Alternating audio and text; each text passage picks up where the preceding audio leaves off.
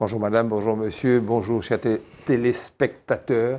Je veux toujours dire auditeurs, c'est la même chose. Bonjour Daniel. Bonjour, très heureuse de retrouver tout le monde et j'espère que la semaine a été bonne pour tout le monde. Moi, ce qui m'a frappé, c'est tout ce qu'il y a eu pour le 110e anniversaire de la naissance d'Aimé Césaire. Il y a eu vraiment beaucoup de manifestations, mais j'invite surtout ceux qui nous regardent à aller voir l'exposition de Fernand Bibas dans le hall Eda Pierre de l'Atrium. C'est une expo photo magnifique. Ouais. Et puis la deuxième chose, je suis tombée sur un sondage IFOP, qui a été demandé par une association qui s'appelle Parlons Climat, et qui dit que 85% des catholiques considèrent qu'il faut changer dès maintenant notre mode de vie pour tenir compte du réchauffement climatique. Et c'est intéressant parce que c'est une moyenne qui est beaucoup plus importante que la moyenne des autres citoyens. Oui. Et donc, par conséquent, peut-être que, du fait de la religion du sens de l'autre, peut-être que ça les rend plus attentifs à ce qu'il faut faire pour préserver la vie de nos enfants et petits-enfants. D'aucuns diront, au moins ça sert à ça. Emmanuel, ça va bien. Oui, très bien, très bien. Très bien. Tu as été longtemps absent, tu sais ça? Oui, j'ai été absent pas très longtemps, mais bon, j'étais prendre un peu de chaleur dans les pays d'Europe et ravi de revenir reprendre de la fraîcheur ici, parce que c'est effrayant.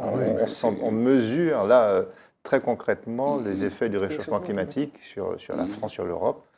En plein mois de juin, il faisait des températures caniculaires et ça pose question sur ce que ça va être. Quand l'été va battre son plein au mois d'août, on est réellement dans des températures infernales.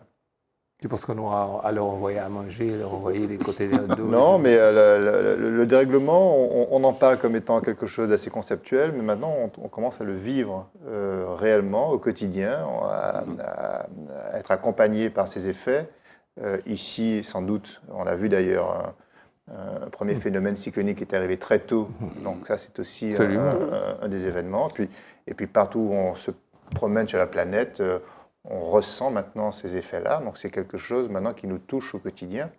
Et voilà, donc faut regarder ça. Tu n'as pas d'infos, tu n'as rien lu? Oui, sur un rapport qui est quand même, qui est à noter, qui est un rapport qui a été commis par la Ciivise. Oui. La Ciivise, c'est la commission indépendante sur l'inceste et les violences sexuelles faites aux enfants, qui montre qu'en France, chaque année, 160 000 enfants sont victimes de violences sexuelles.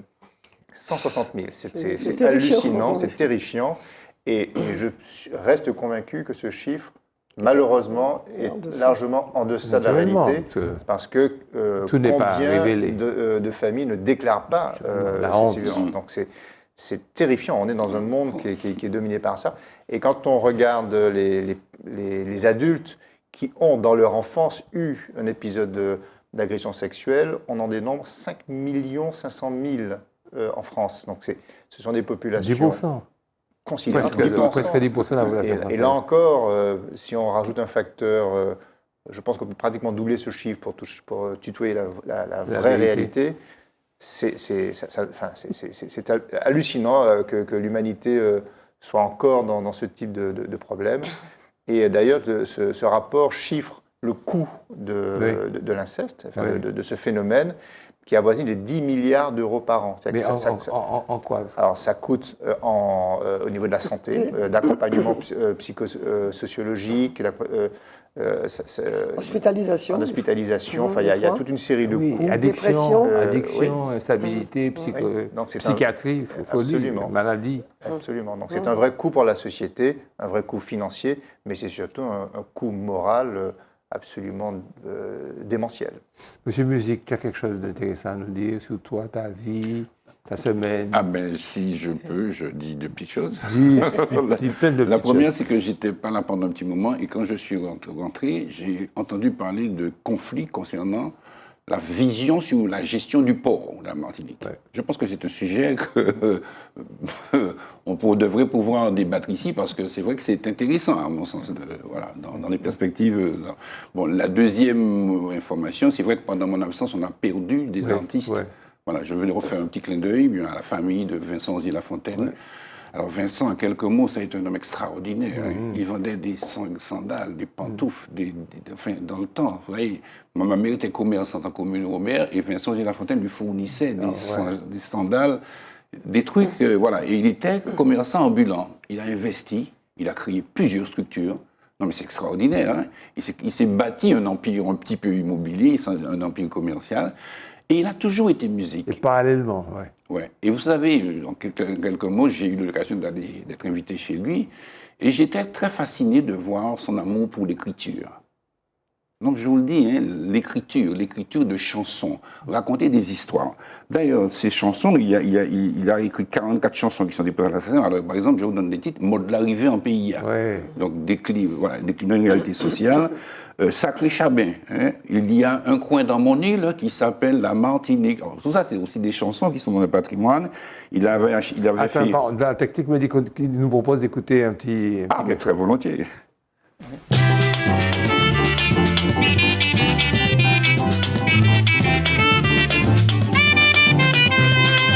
Vous criez moi sacré Chabin, vous mandez moi et tirasse moi, vous comprenez moi t'es qui fâché, loin de la moi t'es bien content, parce moi fier d'y être en Chabin, si j'ordis ou pas moi mépris, c'est parce que vous pas savez comment, Chabin vini à sous la terre, moi qui barre les explications, ouvrez oreilles et puis écoutez, moi qui barre les explications, ouvrez oreilles et puis écoutez, quand le grand maître criait le monde, il mettait nègre et puis bétier, puis t'es peut passer au en terre, s'il mettait deux valises à terre, y'en t'es plein l'argent, y'en plein roche, et il dit yo messieurs choisis, nègre là t'es choisi plus lourd, bétier choisi plus léger, c'est pas ce nègre là ni plus courage, et bétier y'a ni risque d'encoy, c'est pas ce nègre là ni plus courage, et bétier y'a ni risque d'encoy, c'est pour... Voilà, alors merci à la technique pour cette promptitude à passer. Alors, j'énumère quand même quelques chansons. Ishbata. Pourquoi? Parce qu'il était fils dit illégitime et tout, il ne connaît pas pareil.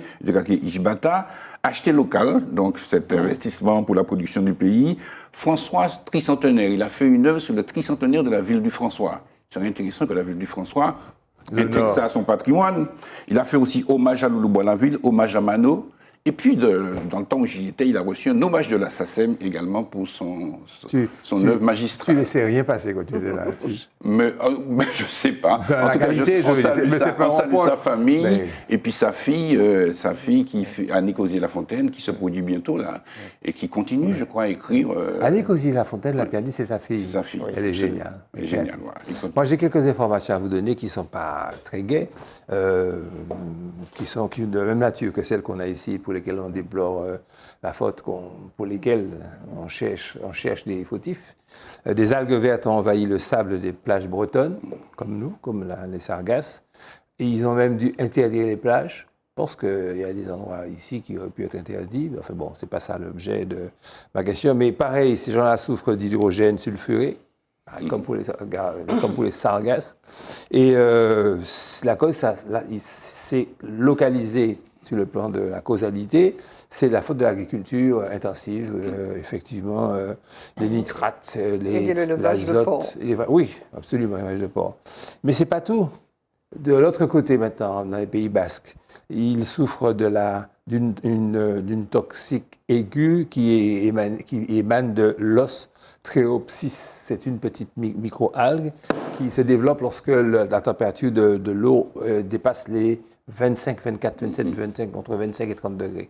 Et là également, ça est encore plus dangereuse parce qu'il crée des irritations cutanées, des troubles gastriques, et les conséquences la nocivité des conséquences s'avère dès la respiration des embruns. C'est ça. Okay? Bon. Alors je me dis que lorsqu'on a ça à régler chez soi, on peut demander aux Martiniquais de régler leurs propres problèmes. Et je ne pense pas que je sois exagérant, un néologisme excessif, parce que hier, j'ai pris quelques minutes des débats à plénière, et effectivement, il y a un rapport qui a été voté pour que les Martiniquais s'emparent eux-mêmes de ce problème, que la collectivité s'empare de ce problème, et voit globalement se préoccuper de son problème. Je pense que j'espère qu'ils y parviendront, qu'ils auront les moyens de le faire, mais je pense que c'est un positionnement qui est certainement plus positif, plus porteur que de chercher le responsable. Et puis, pendant ce temps, on va arriver à un stade excessif. Les États membres est insupportable. Les États membres de l'ONU ont adopté le premier traité pour protéger la haute mer. Vous savez qu'il y a la zone exclusive économique qui appartient aux États, et puis après c'est la mer, qui était vraiment, j'allais dire terrain incognita, qui était espace, en tous les cas, sans législation, sans réglementation. Et les États se sont mis d'accord pour prévoir qu'il y ait des aires marines protégées, qu'il y ait un partage des ressources et qu'il y ait également reconnaissance que ça constitue un patrimoine de l'humanité. Bon, ça ne va pas se faire tout de suite, il ne faut pas s'illusionner, ça va prendre du temps, il faut la ratification, mais je pense que c'est un premier pas. Toujours dans le sens de l'écologie, de l'environnement, hein, puisqu'on en parlait tout à l'heure, ouais, il faut qu'on s'en empare et qu'on voit un petit peu les conséquences. Tu parlais du réchauffement, du dérèglement climatique qui fait que tu te trouves en France, tu attendais de venir ici d'un pays chaud pour être au frais. Le tribunal administratif de Paris a condamné l'État à indemniser des victimes de pollution, 3 000 et 2 000 euros pour des parents qui habitaient à proximité du périphérique et dont les enfants avaient des bronchiolites et des otites à répétition. L'État a estimé que le tribunal a jugé qu'une partie des symptômes suffisant pour accorder une somme symbolique, certes, mais quand même qu'on en a payé, a été causée par le dépassement des seuils de tolérance de pollution résultant de la faute de l'État. Et puis, vous savez qu'il y a toujours dans l'écologie et l'environnement un nouveau plan de sobriété, ça veut dire limiter la clim. Ça m'amuse qu'il y a des gens qui, ici en Martinique, mettent la clim à 17, 18 et puis dorment avec un édredon. C'est très amusant, hein, c'est comme la continuité territoriale climatique. Mettez à 22, 23, et puis pour un petit drap, pour les quelques moustiques qui survivent, je le conseille comme ça. Il est conseillé également de lever le pied en voiture, de favoriser le télétravail, mais dans l'ensemble, ce sont des vœux pieux, 12 mesures qui revêtent l'aspect de vraiment bon sentiment et de vœux pieux. Alors, je ne voulais pas parler de la mort de Naël, je voulais laisser les choses se reposer un petit peu, mais vous savez qu'après la mort de ce jeune homme tué lors d'un contrôle routier, il y a eu 3 jours d'émeutes, ça continue en France. J'allais dire France hexagonale, mais on dit il ne faut plus dire ni France hexagonale, ni métropole. Non, au contraire, il faut dire hexagone. Il faut dire France. Non, il faut dire hexagone. Mais l'hexagone, c'est un symbole. C'est un symbole. Oui, mais la loi fait ce qu'elle veut. Pour moi, il y a la France et il y a la Martinique. Donc, je vous propose cette solution. Et revenons à il y a eu des violences urbaines à La Réunion. C'est comme quoi ton hexagone est extensible. La continuité territoriale des émeutes à La Réunion, à la Martinique, à la Guadeloupe. Avec des choix assez bizarres. La maison de la justice brûlée, pillée. Des braquages à Cayenne. Et ici, chez nous, à Ozanam, qui est le haut lieu des émeutes, un chaos extraordinaire, interdisant aux pompiers de venir éteindre les poubelles qui avaient pris feu. Je ne sais pas si c'est parce que maintenant, les réseaux, l'information circule plus vite, ou si le monde actuel est plus violent et pire que celui d'avant. Bon, je vous laisse, chers téléspectateurs, juger du monde dans lequel nous vivons, en attendant jingle, qu'on attaque le nanan de l'épicentre des actualités.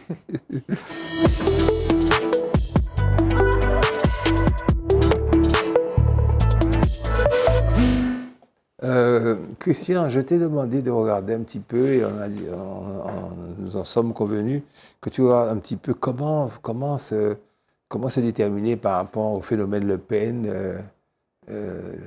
Comment faire pour... Ah bon, tu demandes ça? Oui, de réfléchir à ça. On a déjà abordé ce sujet. Oui, mais il est bon de... C'est vrai, après le problème des retraites, on a vu effectivement comment Mme Le Pen était un peu silencieuse, mais en même temps bénéficiaire, n'est-ce pas, de toute cette turbulence. Et je crois que ça continue. Oui. Tu parles de Naël, c'est aussi un prolongement d'une violence sociale qui est extraordinaire en France. Et c'est vrai que ce matin, je disais, mais c'est pas possible, mais il n'y a pas ça forcément dans les autres pays. Enfin, je ne sais pas, je ne vais pas faire de faux débats. Quoi qu'il en soit, effectivement, Marine Le Pen, elle a été au centre, effectivement, des propos d'Emmanuel Macron, qui disait qu'il ne faut pas la juger avec des arguments moraux. Oui, voilà, des choses comme ça. Oui, il ne faut pas la diaboliser. Oui. Alors, en réalité, ce malaise social est tellement fort en France. Et puis rappelons qu'il y a un paysage politique où vous avez une droite qui est très minoritaire, vous avez bien évidemment Renaissance qui est minoritaire à l'Assemblée nationale, Donc ils doivent passer au cours de 49.3. C'est très complexe, la France, aujourd'hui. Et puis, il y a cette misère sociale, alors qu'elle se caractérise à travers plusieurs situations.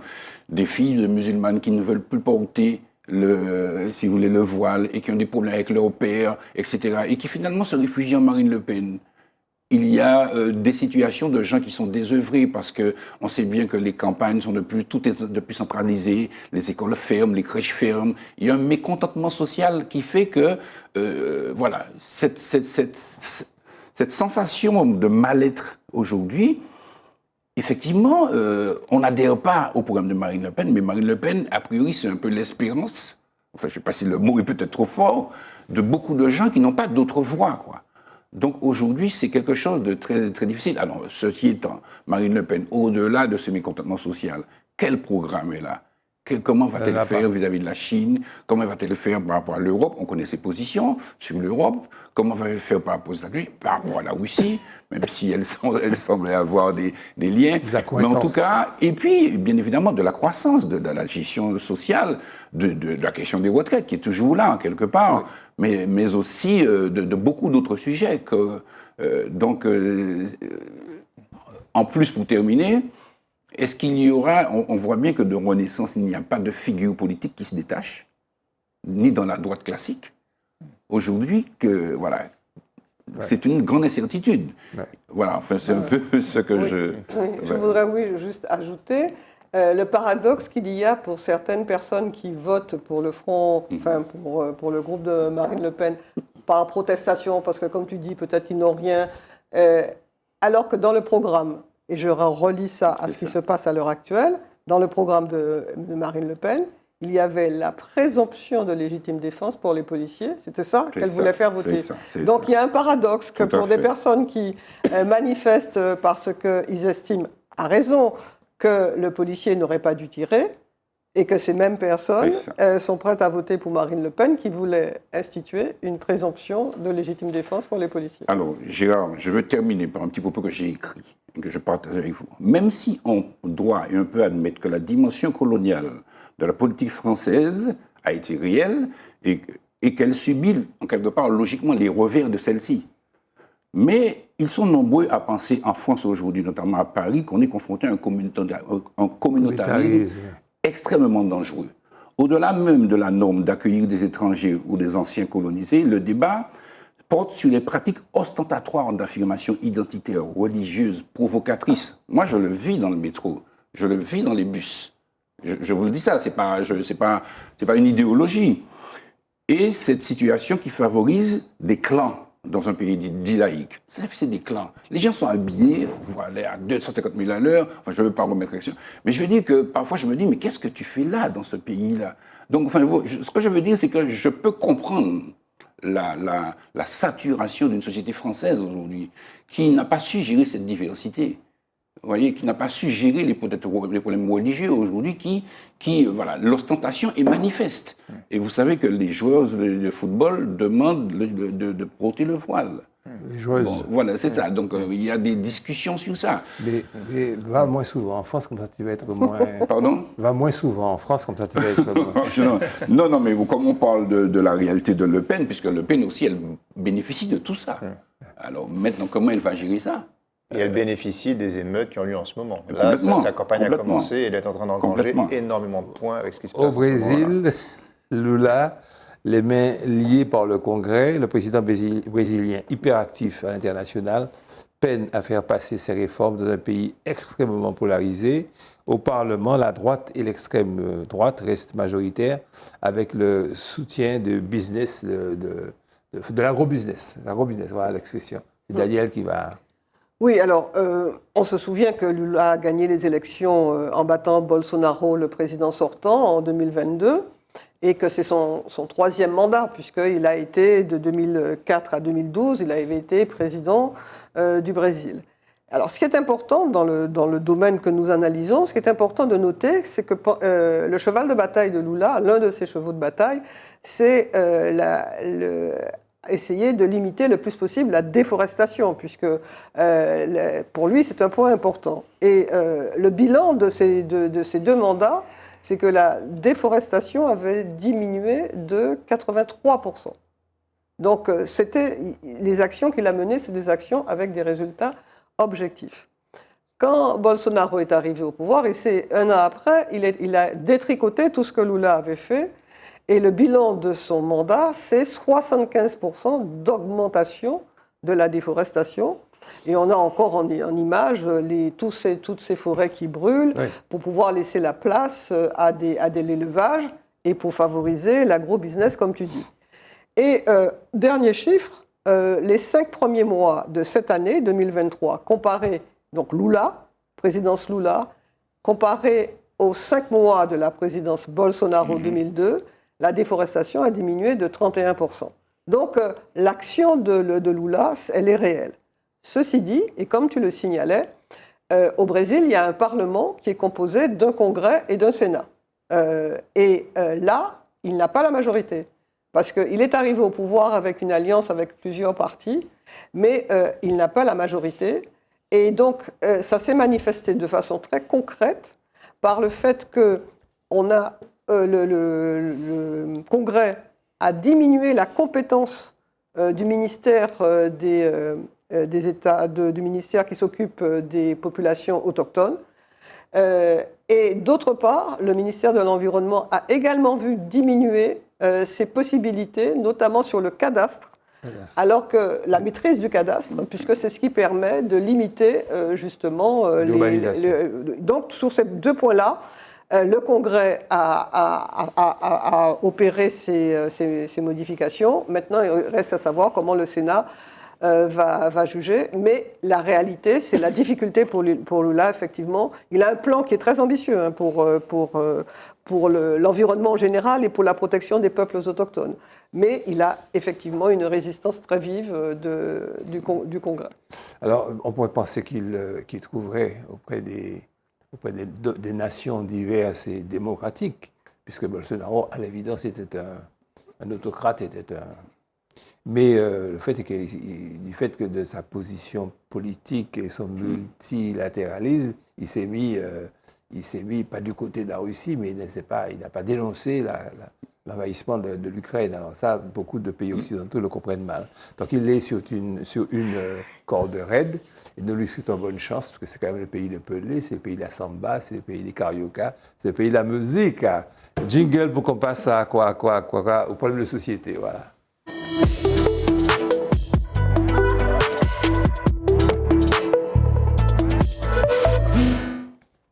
Je discutais hors antenne, hors micro, hors studio avec Daniel. Je lui disais, tu sais, avec Daniel, c'est notre Daniel bien-aimé. Et j'expliquais qu'on ne peut pas à chaque fois parler de l'intelligence artificielle, parce que c'est vraiment ce qu'en termes journalistiques on appelle un chêne. Mais plus qu'un chêne, c'est une forêt de chênes journalistiques, parce que tous les angles, il y a en haut, il y a en bas, il y a à droite, il y a à gauche. Et là, il y a un aspect qui est quand même intéressant, c'est le caractère sexiste et raciste de l'intelligence artificielle, qui fait que, en réalité, les réponses qui sont données n'ont peut-être pas l'ouverture d'esprit, la hauteur, le point de vue, en tous les cas, notre point de vue qui est, à nous tous ici autour de cette table, beaucoup plus large, beaucoup plus que celui du monde blanc, occidental et fermé. Je passe la parole au plus basané d'entre nous. Alors, l'IA, l'intelligence artificielle, est-elle raciste? Est-elle sexiste? Oui. Mais peut-être pas pour les raisons que l'on invoque assez naturellement, puisque aujourd'hui, quand la littérature qui écrit dessus dit en gros que l'IA est raciste et sexiste parce que les ingénieurs qui sont à la tête de l'IA sont essentiellement des mâles blancs de moins de 50 ans et diplômés. Ouais. Bon, moi, je considère que, alors, il y a sans doute une part de vérité, mais je pense que c'est un peu rapide de dire ça pour 2 raisons. D'abord parce que l'IA aujourd'hui est quelque chose qui est produite dans tous les coins de la planète, et je peux vous garantir que vous avez parmi les ingénieurs de l'IA des Indiens, des Africains, notamment du Kenya, avec de vrais talents qui produisent énormément sur ce sujet-là, des Chinois, TikTok. Je regrette de vous dire que TikTok, les ingénieurs ne sont pas des blancs mâles diplômés, ce sont des Chinois. Et donc, nous sommes aujourd'hui envahis et environnés par des des solutions d'intelligence artificielle qui viennent du monde entier. Une partie vient des États-Unis, et en effet, aux États-Unis, l'essentiel de ceux qui fabriquent ces algorithmes sont des Blancs. Et à partir de là, on présuppose que, parce qu'ils constituent une communauté homogène, ils instaurent dans la fabrication même des algorithmes des biais qui induisent des comportements ou des points de vue racistes ou stéréotypés. Stéréotypés. Donc moi, je voudrais mesurer là-dessus parce qu'en réalité, la vérité, c'est que ces ingénieurs, ce sont des gens qui ont tous un excellent niveau, qui ont tous une conscience aussi que leur produit, pour être efficace, doit en effet refléter la diversité du monde. Et je leur fais confiance pour pouvoir prendre les mesures pour se sortir de ce qu'ils sont, pour pouvoir trouver des solutions pour aboutir à des produits performants. Donc c'est comme si on disait qu'un journal de presse ou qu'une radio de presse n'exprime des opinions que de ceux qui conduisent ces organes en fonction de leur stéréotype de ce qu'ils sont. Donc moi, j'ai un peu de réserve par rapport à ça. Et la deuxième chose, c'est que les biais racistes ou les biais de stéréotypes, en réalité, on estime qu'ils peuvent provenir à 3 niveaux, enfin à 3 moments quand on fabrique une IA. Il y a le moment de la création de l'algorithme. Donc en effet, il y a une population de créateurs. Donc sont-ils, parce qu'ils sont, vont-ils induire des biais? Il y a la dimension de l'apprentissage des algorithmes. Quand on met au point un algorithme, on soumet son algorithme à un apprentissage, donc on lui soumet des cas. Et là encore, peut-être qu'une population homogène d'ingénieurs pourrait être tentée de lui soumettre des cas homogènes et non diversifiés. Et le troisième niveau, c'est quand on teste les algorithmes dans des situations réelles. Là encore, si on les met dans des échantillons non représentatifs, en effet, on pourrait dire que les algorithmes subissent ce phénomène des biais. Mais la réalité, c'est que les algorithmes et l'IA, ce sont ce qu'on appelle des solutions de machine learning qui apprennent au contact de la réalité. Et si aujourd'hui l'IA est raciste et sexiste, ou en tout cas répond à des stéréotypes, c'est parce que le monde est raciste, c'est parce que le monde est fait de stéréotypes, et c'est parce que le monde est sexiste. Parce que l'IA, en réalité, à mon avis, très vite dépasse les biais de ses concepteurs pour se façonner en fonction de sa confrontation à la réalité du monde. C'est ça la solution. Donc, quand on dit que l'IA est raciste, moi je réponds oui, parce que le monde, malheureusement, est dominé par des pensées racistes, ça c'est une vérité, à des degrés divers, et ceux qui veulent corriger ce biais, en réalité, alors c'est paradoxal à dire, mais ils instaureraient un biais qui ne serait pas dans la nature du monde, parce que le monde n'est pas un monde de bisounours, malheureusement. Et l'IA, il faut admettre que ce n'est qu'un reflet de ce que nous sommes, de nos faiblesses, de nos qualités aussi, bien sûr. Ouais. Thèse, antithèse, synthèse, très bien traité. Merci vous, très bonne note. Moi, je vais vous parler des statistiques ethniques. On se demande pourquoi, on ne sait pas combien de Noirs il y a en France, combien d'Arabes il y a, combien d'Italiens. Pourquoi c'est interdit? Alors, c'est très simple, hein, je ne serai pas long. Les statistiques ethniques ne sont pas compatibles avec le modèle républicain, ce fameux modèle républicain, qui vise à intégrer les citoyens dans un moule, les mauvaises pensées le diraient, on va dire simplement dans une même nation, quelles que soient leurs caractéristiques et leurs particularités, et leurs origines surtout. L'article 1er de la Constitution, en revenant au droit, cher Daniel, n'est-ce pas, dispose, je vais vous lire, que la France est une république indivisible, laïque, démocratique et sociale, et qu'elle assure l'égalité devant la loi de tous les citoyens, tout le monde c'est monde, sans distinction d'origine, de race ou de religion. C'est à partir de cette base qu'on a refusé un tas de choses, notamment, à mon avis, ce sont ces principes qui empêchent, qui ralentissent la quête des origines génétiques, et c'est ça qui empêche également les statistiques. Et donc, on a aussi peur, parce qu'on a une histoire, on a un passé, des fichages ethniques qui s'étaient faits, comme celui qui existait pendant l'occupation de Vichy, où il fallait que les Juifs portent une petite étoile sur le... Et puis, Aussi, ce mot qui finit par être galvaudé, mais qui malheureusement a une réalité, c'est le communautarisme. Quand on dit qu'on va faire des cellules, on a fait des blocs avec, comme tu dis, celui qui est chamarré en haut, celui qui est chamarré en bas, celui qui porte la robe dans le métro. Bon, il saura combien il est, donc en fonction du nombre et de la pesanteur démographique et sociale, il saura jusqu'à quel point il pourra pousser sa singularité, alors que le principe républicain est qu'on met tout le monde dans le même moule et on essaie de les faire coexister ensemble. Bon, c'est peut-être un peu pieux, ça n'a rien à voir avec le système canadien ou américain où le référentiel ethno-racial, il est prégnant. Il est prégnant dans tout, il est prégnant dans les statistiques, dans les sondages, dans les écoles, les universités. Portoricains, sans aucun problème, et chacun a sa journée nationale et la fête. Bon, c'est comme ça, c'est le melting pot qui est un melting pot où les légumes qui sont mis dans le pot, conservent ils ne sont pas mélangés, c'est une soupe particulière. Bon, en tous les cas, le terme technique, l'ambiguïté, c'est qu'il indique à la fois la nationalité, quoi, l'origine, et puis il implique également aussi la couleur de la peau, quoi. C'est ça, l'ethnie noire, quoi. Malheureusement, c'est une synonymie, un néologisme racial qui est prégnant.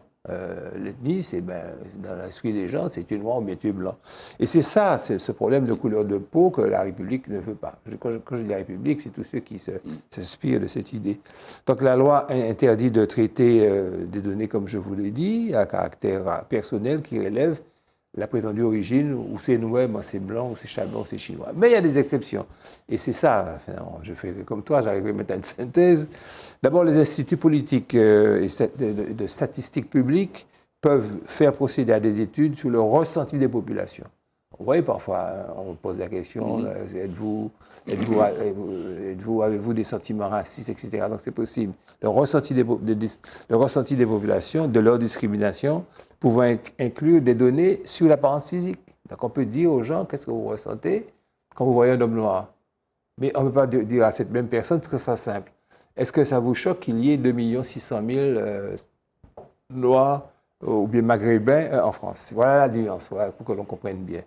Et enfin, elles peuvent procéder, ces instituts et ces officines, à l'analyse des prénoms, patronymes, nationalités, lieux de naissance des ascendants, pour révéler des pratiques discriminatoires. Est-ce que vous pensez que nous sommes cohérents, et que nous sommes bons, que nous sommes généreux, que nous sommes altruistes à l'égard de telle communauté? Ça, c'est possible. De la distinguer, de la désigner, mais pas la comptabiliser. On a compris? Vous avez compris? Je suis clair? Dites-moi, hein.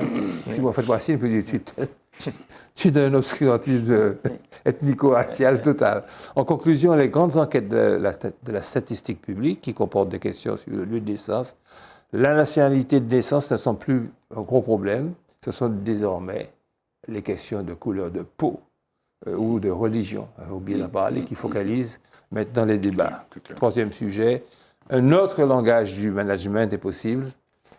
Je vais donner au manager numéro 1 de la Martinique. Non, mais tu étais président de Contact Entreprise. Oui. Donc ce sujet-là, très bien. Non, mais je fais ce que tu dis de faire, moi, avec beaucoup d'obéissance. Manager numéro 1. Oui, donc il n'est d'entreprise que d'hommes. Ouais. Donc ça, c'est ça le management aujourd'hui. On a longtemps considéré que manager à l'époque, c'était manœuvrer des machines ou considérer les hommes comme des machines qui devaient être plus ou moins efficaces, etc. Aujourd'hui, non. Ce sont des hommes qui constituent une entreprise et le manager doit mettre en mouvement des hommes dans un projet d'entreprise. Donc voilà de quoi il s'agit. Alors, on connaît les 4 grands principes de management qui sont un peu universels. Le management directif, fais ça parce que tu dois le faire. Le management persuasif, où là on commence à rentrer dans la dimension humaine du collaborateur. Le management participatif, on se met ensemble pour pouvoir trouver une solution ensemble. Et puis le management délégatif, c'est en gros, je te donne un objectif et tu as le choix des moyens pour y parvenir. Voilà les 4 grands principes qui façonnent le management.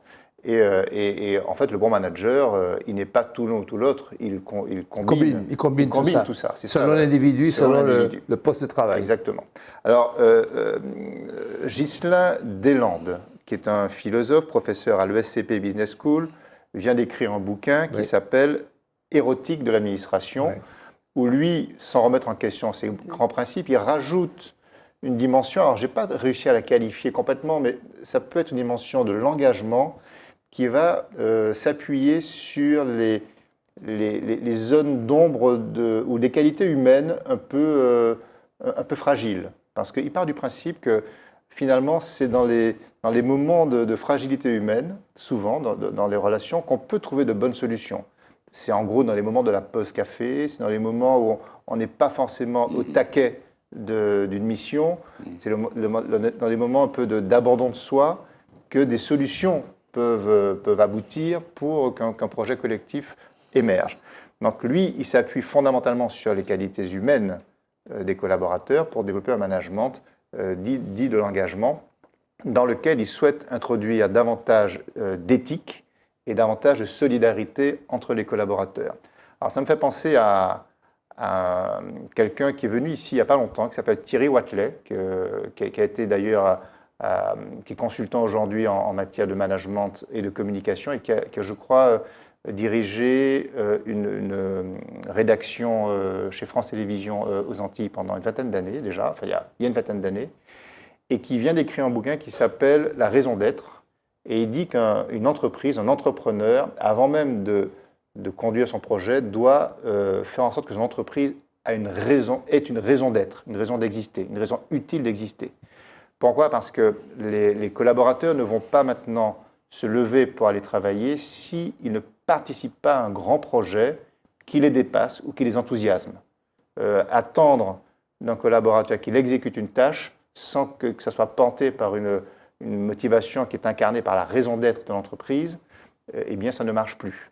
On l'a vu au moment du Covid, beaucoup de gens se sont posés des questions sur le sens qu'ils doivent donner au travail. Et donc la raison d'être, c'est en gros répondre à une simple question qui est pourquoi ? Pourquoi mon entreprise existe ? Pourquoi je vais travailler le matin ? Et puis pour conclure, je dirais que toutes ces approches du management, en réalité, et ça va peut-être vous surprendre, celui qui a la meilleure réponse, enfin l'institution qui a la meilleure réponse, c'est l'Église. L'Église qui, à travers la pensée sociale chrétienne, a sorti un document qui est éblouissant de modernité et qu'à mon sens, on devrait enseigner dans les plus grandes écoles de management, qui définit les approches efficaces de conduite des hommes pour que des projets collectifs performent. Donc la PSE, je rappelle, les trois grands piliers de cette pensée. Un, c'est la dignité humaine, c'est-à-dire qu'on ne peut pas aborder un management sans avoir une conviction intime que chaque collaborateur est un humain dans toute sa dignité, et donc tout ce qui vient affluer sa dignité doit être condamné, au contraire, on doit... Donc, c'est quand même très important de le rappeler, parce que ça n'est pas forcément fait dans la pratique du management. La deuxième chose, c'est le principe de subsidiarité, c'est-à-dire que tout ce qu'un collaborateur peut faire de mieux, qu'il le fasse. Donc c'est extrêmement moderne, je ne vais pas faire à la place d'eux, je ne vais pas me superposer en termes de compétences. Un collaborateur qui est au bas de l'échelle, s'il a une compétence supérieure à moi pour pouvoir aboutir à un projet, eh bien, il a l'autorité de faire en fonction de ses compétences. Donc ce principe de délégation est absolument formidable. Et le dernier projet, le dernier pilier, c'est la notion de bien commun, c'est-à-dire que tout ce que nous faisons doit participer à un bien commun, un bien collectif de l'entreprise, soit pour faire grandir l'entreprise de manière, on va dire, épanouissante, dans un monde qui l'attend sur des questions majeures. Ça peut être des questions environnementales, ça peut être des questions d'insertion sociale. Et donc la notion de bien commun, voilà, donc bien commun, subsidiarité, dignité humaine, trois piliers de la pensée sociale chrétienne qui doivent inspirer, à mon sens, tous les bons managers. Ce n'est pas moi qui l'ai dit. Jingle pour la culture, c'est ça?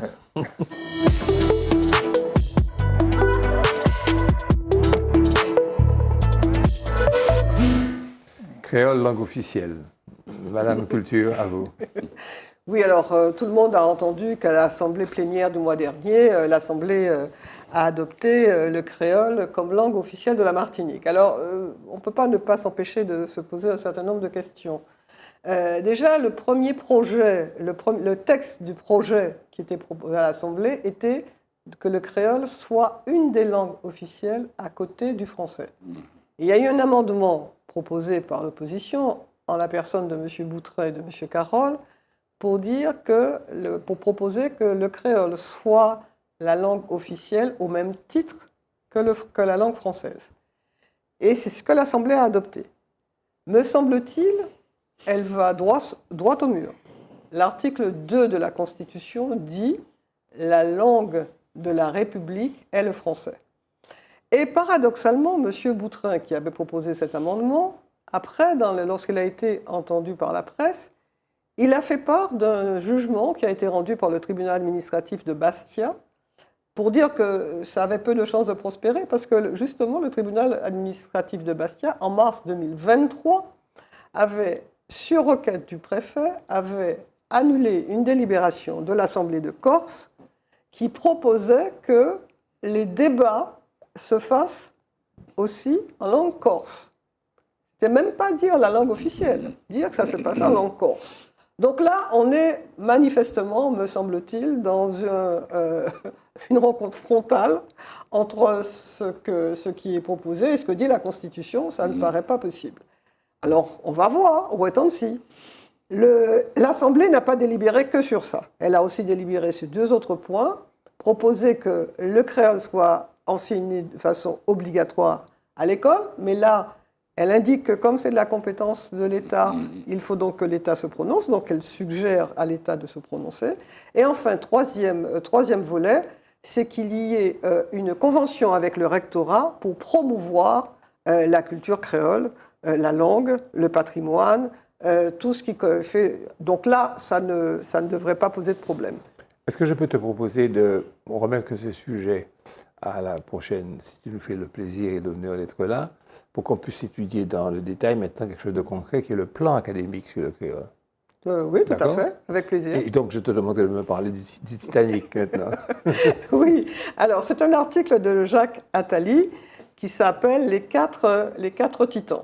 Et je profite, si tu le permets, faire un clin d'œil à Jeanne Morton, qui nous écoute et qui nous suit de la Guadeloupe, parce que c'est elle qui nous a envoyé... J'avais le monopole du clin d'œil à Jeanne. Ah oui, ben tu ne l'as pas dit.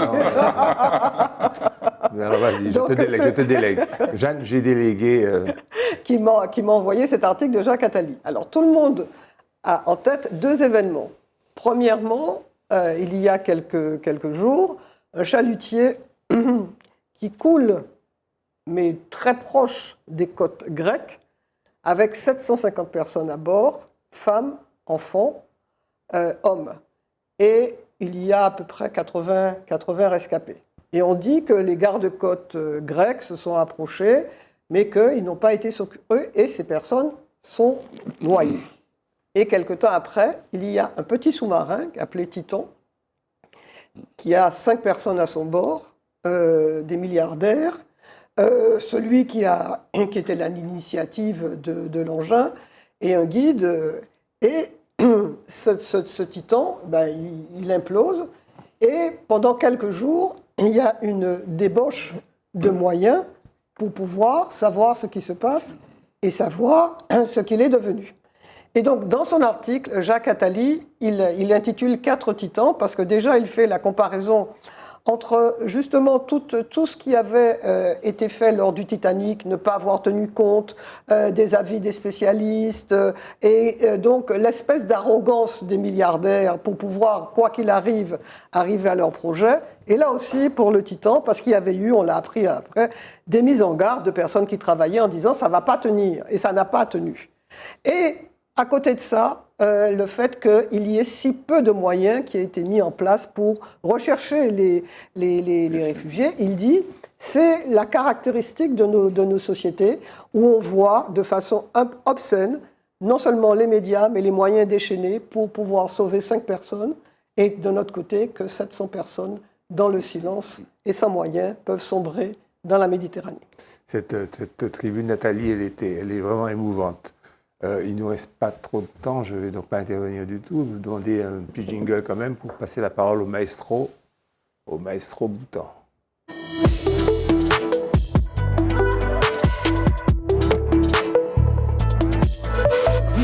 Alors, c'est une affaire entre le pianiste Christian Boutin, et puis le pianiste Christophe, J'adore. le pianiste Christophe Chassol.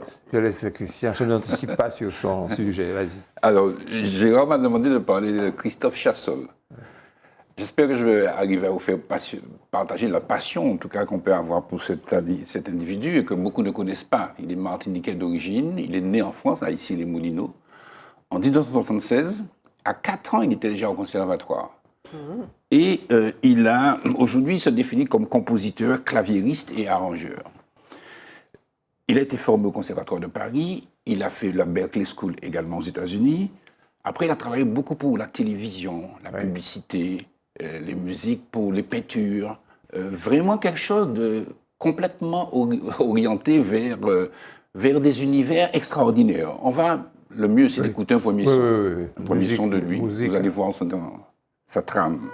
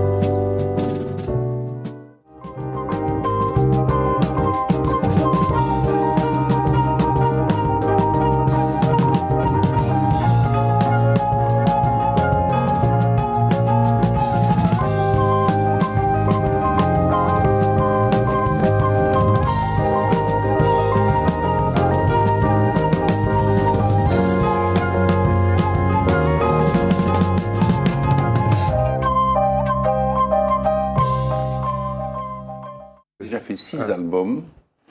Il continue, il est sur le plan international. Il a travaillé avec des musées à Venise. Il a travaillé pour beaucoup de cinéastes. Il était chef d'orchestre également de 1994 à 2002.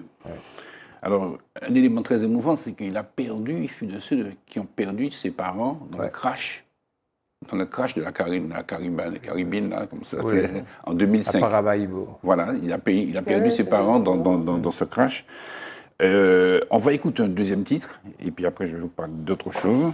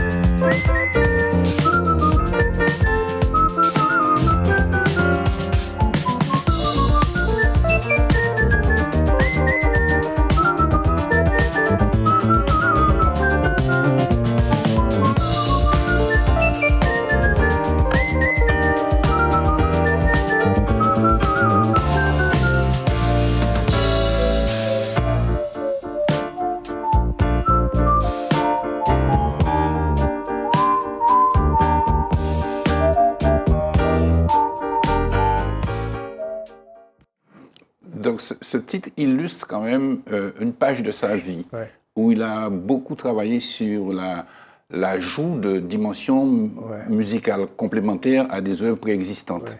Il a fait ça sur des œuvres de Miles Davis, sur des œuvres de Jaco Pastorius, de Weather Report.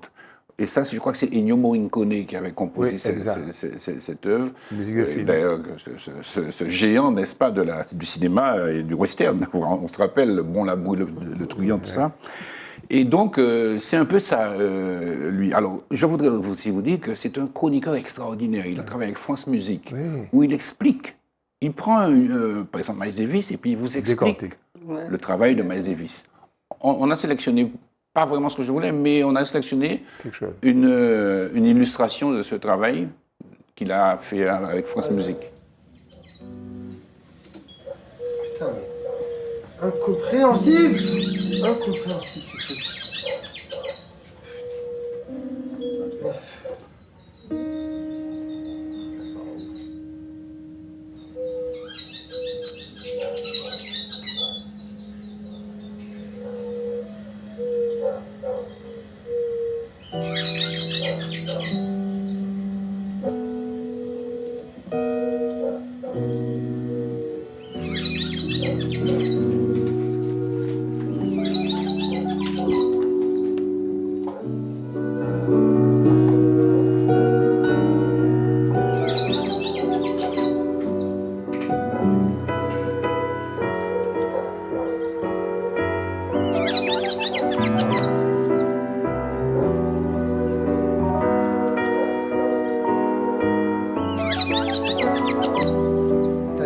T'as une ligne comme ça, qui a une ligne toute seule, par exemple d'un instrument monophonique.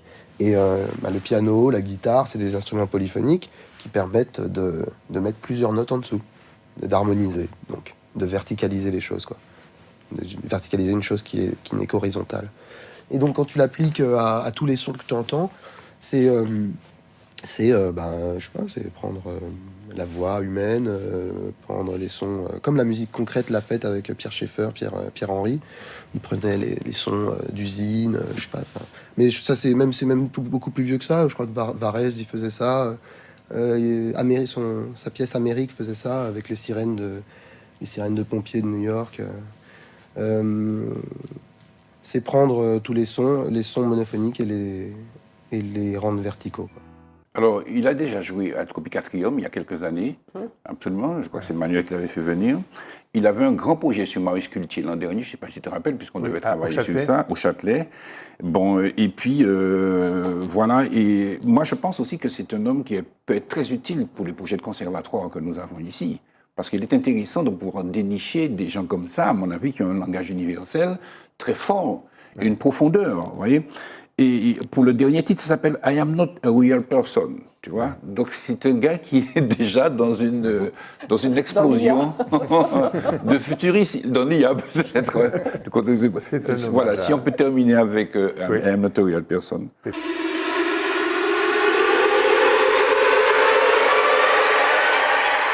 I don't think about art when I'm working. I don't listen to what art critics say. I'm not a real person. I want to make paintings that look as if they were made by a child. The black person is the protagonist in most of my paintings. The more I paint, the more I like everything. I don't think about art when I'm working. I don't listen to what art critics say. I'm not a real person. I want to make paintings that look as if they were made by a child. The black person is the protagonist in most of my paintings. The more I paint, the more I like everything. Un peu de silence sur le plateau, tout le monde est... Mais voilà, j'espère. Alors, je recommande à nos téléspectateurs d'aller sur YouTube pour découvrir son univers. Vous allez découvrir des choses merveilleuses. Quand il parle de Miles Davis, quand il parle de Jaco Pastorius, et je voudrais vous dire aussi qu'il a parlé de Daniel Marie-Alphonsine. Daniel Marie-Alphonsine, du langage que Daniel Marie-Alphonsine avait, sa créativité, cette espèce d'exceptionnalité de Daniel qui a marqué la perfecta. Il a fait une analyse très technique à France Musique sur Daniel Marie-Alphonsine, que vous retrouverez également sur YouTube. Je trouve cette émission très intéressante. Je trouve mes collaborateurs très intéressants. Je les remercie chaudement. Vous, téléspectateurs, je sais que vous aimez l'émission, donc, mais quand même, de rester 1 heure à nous écouter gloser, évoquer, parler, c'est quand même un petit travail, je le sais, un effort qu'on vous demande. On vous donne pour cela un rendez-vous la semaine prochaine. Et puis je remercie toute la maison, tout le monde, Max, Mehdi, Giovanni, etc. et Tutti Frutti. À la semaine prochaine.